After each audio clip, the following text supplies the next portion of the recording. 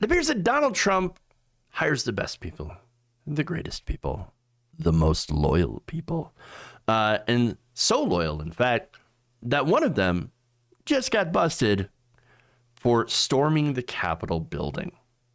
So now Politico is reporting that the FBI on Thursday had arrested Federico Klein, who is a former State Department aide, on charges related to the storming of the Capitol on January 6th. Klein, 42, was taken into custody in Virginia, according to Samantha Shiro, a spokeswoman for the FBI's Washington field office.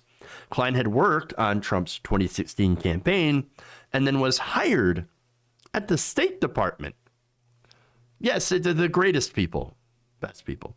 And as of last summer, he was actually listed in a federal directory as serving as a special assistant in the Bureau of Western Hemisphere Affairs and was designated as a Schedule C political appointee.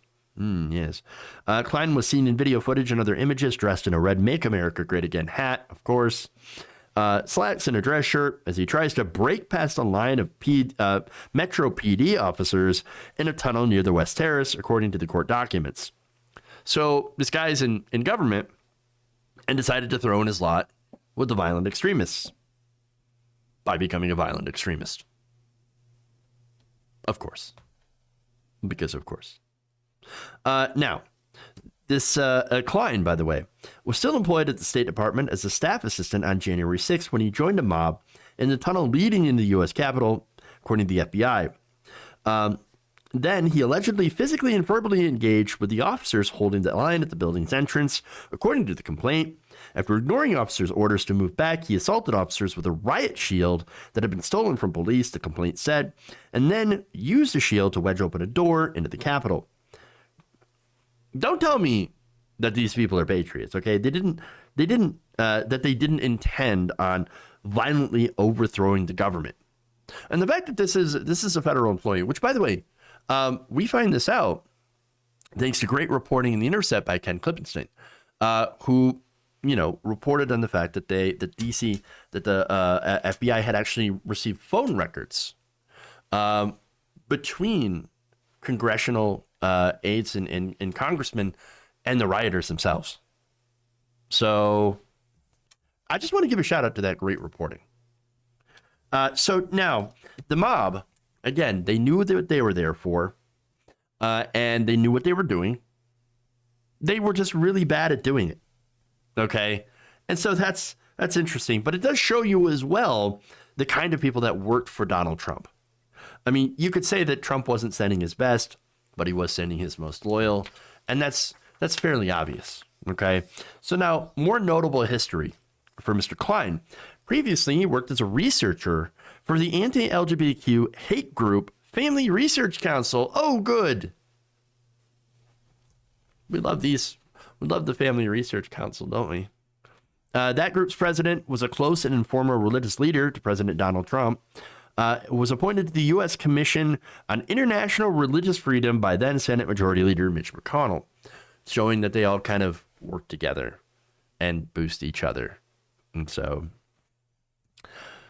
are you at all surprised to see that this man was a member of a literal hate group and turned out to be a violent extremist? You shouldn't be. I'm not. That's why, understand that we got really lucky, okay? And I know a lot of the reporting doesn't really talk about that very much. We talk about how it's a fail-surrection. I make fun of them all the time.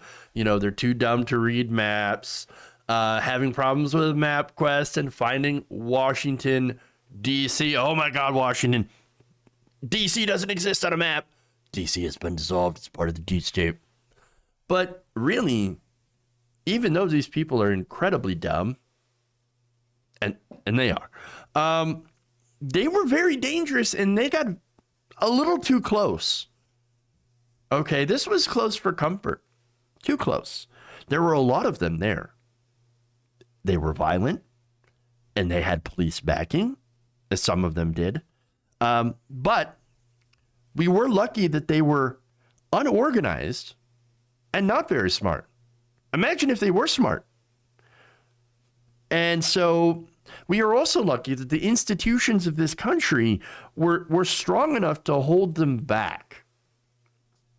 And so this could have been worse. All right. They could have done more damage. And this is why I do get a little concerned. And I know that, now precautions are being made generally by a Democratic president to kind of shore up these institutions, but it doesn't really eliminate the people, right? The people that were there. Trump's base still exists. It still exists. And they are still out there, and they are still angry. And they are still falling for conspiracy theories. Okay? And so that's the problem. And Trump, because of cowardly Republicans, is actually able to run again in 2024. And we've already seen, Trump has already shown that he's more than willing to incite followers into doing violent action. And with them having lost this time, who's to say they won't try to do it next time and actually be successful? I mean, this is why we need to ensure that there is no next time. And again, I can see that there are Democratic politicians that are really, pushing to kind of shore this stuff up. But I don't know. I'm very worried. And the arrest of this guy and the arrest of people like this are a good start. But what we need to do is we need to ensure that there are rules, that there are people that have links to white supremacist groups or far-right anti-government groups. They don't get into power, and we still don't have rules against that stuff. We still don't have those background checks that keep people out of government if they hold massively anti-government views. And so that is an issue. Not only that, but I think we also need to purge the people in government who do have those links to hate and extremist groups. Now, that doesn't mean that, we're going to purge conservatives. Like this is the war on conservatives, where anybody with conservative thought is going to get purged from the government. No, that's not what we're talking about. Conservatism isn't about destroying and overthrowing government to put in dictators, okay? Or making a white ethno state. That's not what it was supposed to be, okay? If it is, then maybe you have a different view of conservatism, all right? But what I want to do is I want to get rid of people from positions of power that subscribe to violent right-wing extremism and white supremacy. All right. Now, I don't believe that they deserve a seat at the table. Okay. And I don't think that this should be controversial, but of course it's going to be. And there's going to be a lot of hatred, and there's going to be a lot of threats, and there's going to be a lot of, verbal attacks and lots of angry MAGA chuds that are typing furious away about how they probably want to murder me. And so I'm sorry, but if you hold white supremacist, neo-Nazi, whatever views, then you're not fit to be in power. Why? It's because when they do get into power, they push their ideology that targets Americans, that targets their fellow citizens, that goes after them for being Black, being Latino, being an immigrant, being, a gay person or a trans person, goes after them and hurts them and kills, and in some cases even kills them.